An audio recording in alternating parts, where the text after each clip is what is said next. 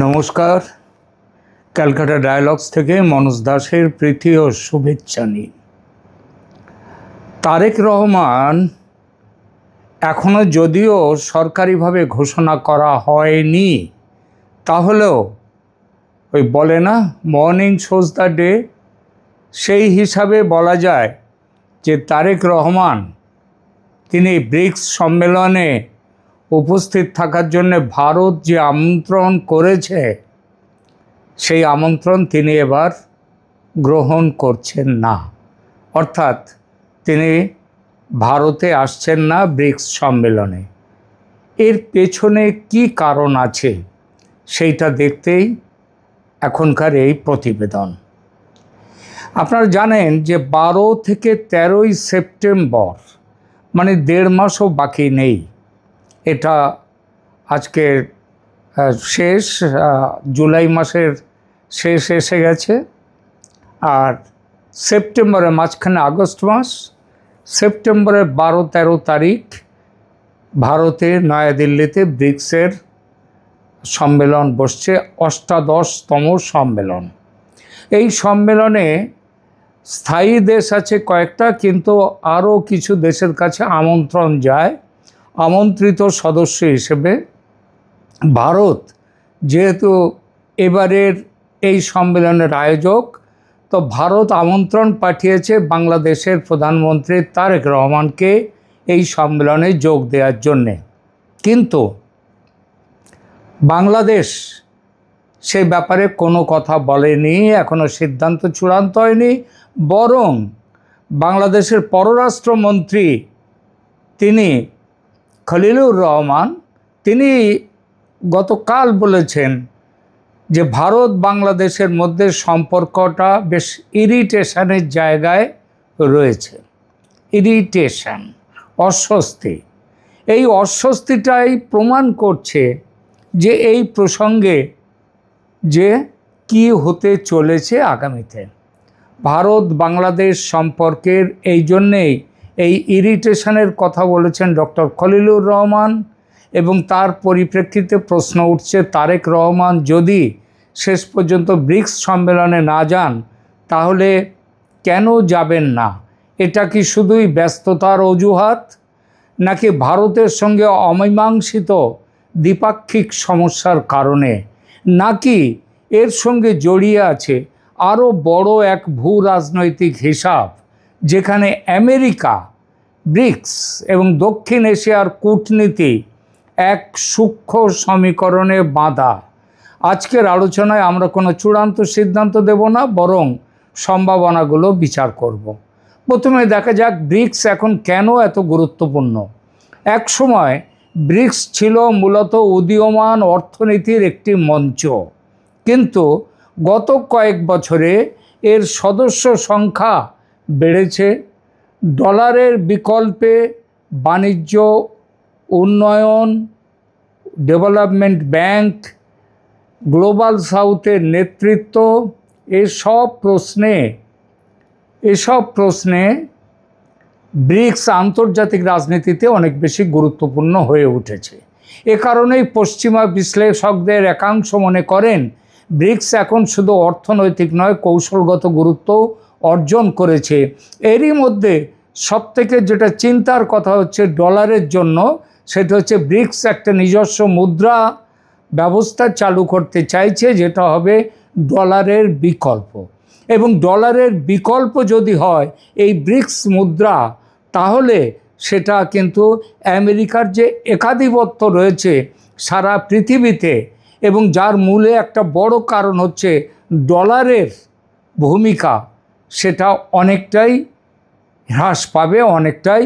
এবং আমেরিকা তাদের এই যে কি বলবো, তাদের যে ভয় আশঙ্কা, সেটা যে প্রকাশ করেনি তা নয়, ইতিপূর্বে প্রকাশ করেছে। তবে এটাও মনে রাখা জরুরি, ভারত নিজে ব্রিক্সকে প্রকাশ্যে যুক্তরাষ্ট্র বিরোধী জোট হিসেবে তুলে ধরে না, বরং ভারত একই সঙ্গে কোয়াড, G20 এবং ব্রিক্স সবকটি প্ল্যাটফর্মেই সক্রিয়। তাহলে এইবার সেখান থেকে, তাহলে এই জায়গা থেকে এবার আসি ভারত বাংলাদেশ সম্পর্কের অস্বস্তির প্রসঙ্গে। বাংলাদেশের পররাষ্ট্রমন্ত্রী নিজেই বলেছেন দুই দেশের সম্পর্কে কিছু অস্বস্তির জায়গা রয়েছে। জায়গাগুলো কোথায় আপনারা জানেন, সীমান্ত, জল বন্টন, বাণিজ্য, ভিসা, নিরাপত্তা সহযোগিতা, এবং তার সঙ্গে যুক্ত হয়েছে নতুন ইরিটেশন, সেটা হলো তিস্তা প্রকল্প নিয়ে বাংলাদেশের চীনের সাথে বাংলাদেশের মৌ, লালমনিরহাট যে বিমান যেটা বন্দর সেটার আধুনিকীকরণ, এছাড়া মোংলা বন্দরের যে এসিজেট করবার কথা ছিল ভারতের কাছ থেকে, সেটা নিয়ে বাংলাদেশ চীনকে দিয়েছে মোংলা বন্দর। সুতরাং এই সব মিলিয়ে ভারতের সঙ্গে বাংলাদেশের একটা সম্পর্কে অনেকটাই একটা ধোঁয়াশা, একটা অস্বস্তির জায়গায় এসেছে। এমন পরিস্থিতিতে প্রশ্ন উঠতে পারে, একটি বহুপাক্ষিক সম্মেলনের ফাঁকে কয়েক মিনিটের বৈঠকে কি এই সব গুরুত্বপূর্ণ বিষয়গুলো নিয়ে যদি আলোচনায় বসেন তারেক রহমান এবং নরেন্দ্র মোদী, তাহলে কি কোনো অগ্রগতি বাস্তবে হওয়া সম্ভব? যে কোনো কূটনীতিকই বলবেন একদমই নয়। বরং এই রকম সফরে কোনো বড় বিষয় হয় না, বরং পূর্ণাঙ্গ দ্বিপাক্ষিক সফরই এ ধরনের আলোচনার জন্য বেশি কার্যকর। কিন্তু আমন্ত্রণ হওয়া সত্ত্বেও ভারতকে এড়িয়ে তারেক রহমান মালয়েশিয়া সফর, তারপরে চীন সফর, এগুলো করার ফলে ভারতের কাছে একটা বার্তা এসছে যে তারেক রহমান ভারতের সাথে বসতে চান না। তাহলে এই পরিস্থিতিতে যদি তারেক রহমান ব্রিক্সের বৈঠকে আসেন, তাতে কি লাভ কিছু হয়?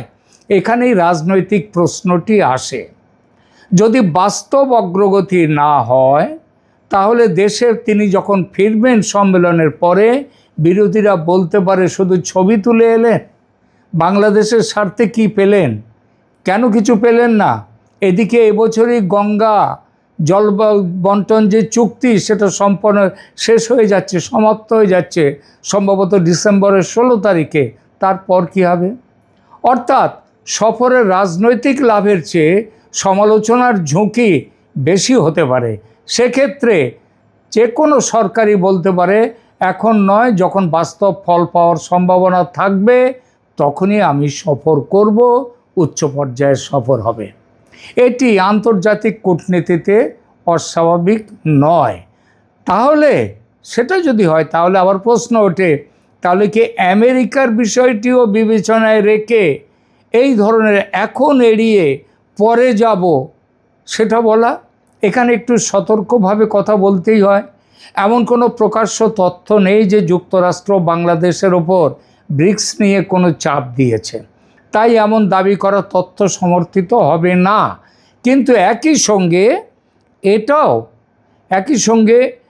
এটাও সত্যি যে আন্তর্জাতিক রাজনীতিতে প্রত্যেকটি রাষ্ট্র অন্য রাষ্ট্রগুলোর প্রতিক্রিয়া বিবেচনা করে। যদি কোনো নেতা ব্রিক্স সম্মেলনে না যান, তাহলে ওয়াশিংটন সেটিকে কিভাবে দেখবে? এই প্রশ্ন স্বাভাবিকভাবেই উঠতে পারে। বলা বাহুল্য, বাংলাদেশ যদি ব্রিক্সের বৈঠকে না আসে, সেটা ওয়াশিংটনকে এই বার্তা দেয়া, আমরা তোমাদের অস্বস্তির কারণ জানি এই ব্রিক্স সম্মেলন, তাই আমরা বাদ দিয়েছি, ব্রিক্সে যাইনি, আমরা তোমাদের সাথে আছি। আবার বর্তমানে চীন সফরের ফলে বাংলাদেশ আমেরিকার কাছে যে সম্পর্কের মধ্যে একটু তিক্ততার জায়গা রাখতে চলে গেছে, সেইটাও তাহলে অনেকটাই আবার মুছে দিতে পারবে। তার মানে এই নয় যে সিদ্ধান্তের একমাত্র কারণ আমেরিকা, বরং এটা অনেকগুলোর মধ্যে একটি কারণ অবশ্যই। এবার দেখি, কূটনীতিতে একটা মাত্র কারণ কোনো বড় সিদ্ধান্তের ক্ষেত্রে খুব কম কাজ করে। আমরা অনেক সময় রাজনীতিকে খুব সরল করে ফেলি, ভাবি একটা সিদ্ধান্তের একটা মাত্র কারণ থাকে। বাস্তবে তা কিন্তু নয়, সেটা খুব কম হয়। ধরা যাক কোনো সফর বাতিল হলো, এর পেছনে থাকতে পারে অভ্যন্তরীণ রাজনৈতিক হিসাব, দ্বিপাক্ষিক সম্পর্কের অবস্থা, আন্তর্জাতিক বার্তা, সময়সূচি, নিরাপত্তা, এমনকি দেশের জনগণ কি বলছে, অর্থাৎ জনমত, সব কারণ একসঙ্গে মিলে সিদ্ধান্ত একটা তৈরি হয়। তাই যদি তারেক রহমান শেষ পর্যন্ত ব্রিক্স সম্মেলনে না আসেন ভারতে, তাহলে শুধু ভারতকে বার্তা বা শুধু আমেরিকাকে খুশি করা, এই দুই ব্যাখ্যার যে কোনো একটাতে থাকা সম্ভবত বাস্তবতাকে সরলীকরণ করা, বরং আরও অনেক বিষয়কে নিয়ে এই যে একটা সিদ্ধান্ত, এটাতে সবথেকে বড় ব্যাপার, বাংলাদেশের জনগণের কাছে একটা বার্তা যাবে যে শেখ হাসিনা যেভাবে ভারতের সাথে সম্পর্ককে সহজ করেছিলেন, সেইটাকে অনেকে বলে ভারতের কাছে বাংলাদেশের স্বার্থ বিক্রি করে দিয়েছিলেন। আদতে তো তা নয়।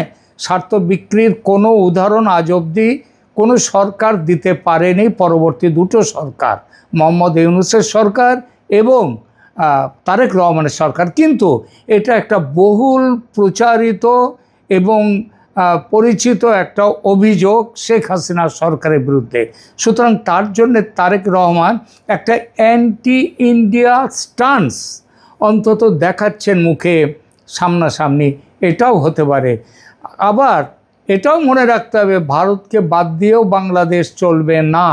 সুতরাং এর মধ্যে শেখ হাসিনা একটা কি বলবো, একটা তালমেল করে চলতে পেরেছিলেন, দুটোকে মিলিয়ে চলেছিলেন। কিন্তু এখন আর সেই রাজনীতি দেখা যাচ্ছে না। ফলে তারেক রহমান ব্রিক্স সম্মেলনে যাবেন কি যাবেন না, সেটা এখনও পরিষ্কারভাবে বলেনি বাংলাদেশ। তবে একটি কথা বোঝা যাচ্ছে যে সম্ভবত তিনি আসছেন না।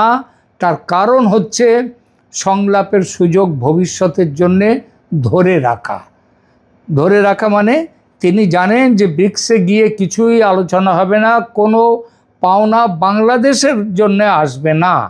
সুতরাং দেশীয় রাজনৈতিক সমীকরণ, দ্বিপাক্ষিক সমস্যা এবং বৃহত্তর আন্তর্জাতিক কূটনৈতিক হিসাব সব মিলিয়ে একটা প্রভাব ফেলেছে এবং সেই প্রভাবের জন্যে তারেক রহমান ব্রিক্স সম্মেলনে ভারতে আসবেন না, ভারত সফর এড়িয়ে যাবেন। এটা সরকারিভাবে সিদ্ধান্ত এখনও নিশ্চিতভাবে হয়নি, কিন্তু ভারতের কূটনৈতিক মহলে এই কথাগুলো কিন্তু এখন মোটামুটি স্থিরভাবে ধরে নেওয়া হয়েছে, এইটাই সবাই মনে করছে। প্রিয় দর্শক, আপনাদের কি মনে হয়, তারেক রহমান যদি শেষ পর্যন্ত ব্রিক্স সম্মেলনে না যান, তাহলে সেটা কি মূলত ভারতকে দেওয়া কূটনৈতিক বার্তা হবে, নাকি আমেরিকার মন রাখা হবে, নাকি বৃহত্তর আন্তর্জাতিক কৌশলের অংশ হবে সেটা, নাকি সব মিলিয়ে? আপনাদের মতামত অবশ্যই কমেন্ট করে জানান এবং অবশ্যই এই চ্যানেলকে ভালো লাগলে লাইক দিন, চ্যানেল সাবস্ক্রাইব করুন। ধন্যবাদ।